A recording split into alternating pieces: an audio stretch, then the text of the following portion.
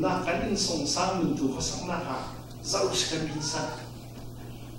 kan ko ran mai la mi than sau na zau kan in san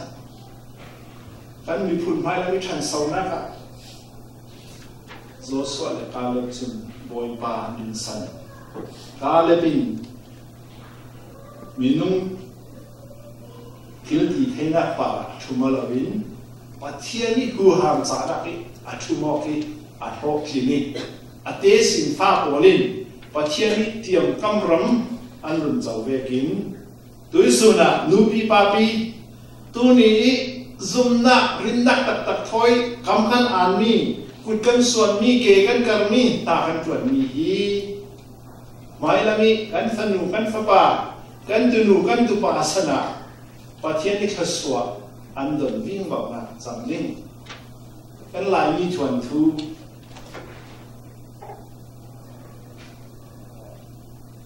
moi lo nak tam pium nan pathian in atla bituin in dak shui tu pol ni a den si tampi sathiam lo dan si ton te nak ne lo dan si asinan kan lai mi chuan thu kan zau tika pathian za nak rin san mo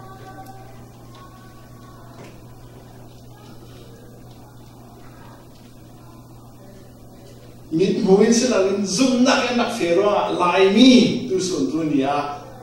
pathian ni in umpin nak si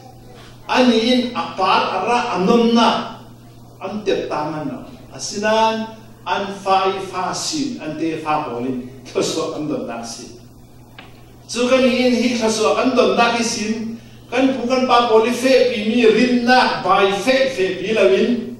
an thok long an rin san jet chawi kan computer long an rin san ni chu tin kan fe ring kan ti pang sile kan mai cha na menung lami thil ti theina kan rin san sile pathian kan para alung oilo sile pathian kan heni tinong pila wasia chun mailami kan thuan thua kan hosing laudin kalabi hlokin na hi thudang sraw pathian za rinsan thinlung hutu pathianin kalapa alung oi a umbi a hlokin vekin nang le keikal bunpa hin pathian kan rinsani amai para kan hatsanok sile kan para alung oi dingi in umpi dingi minung lami chang thelo kan tini para nena in peding si pathian thu sana pe se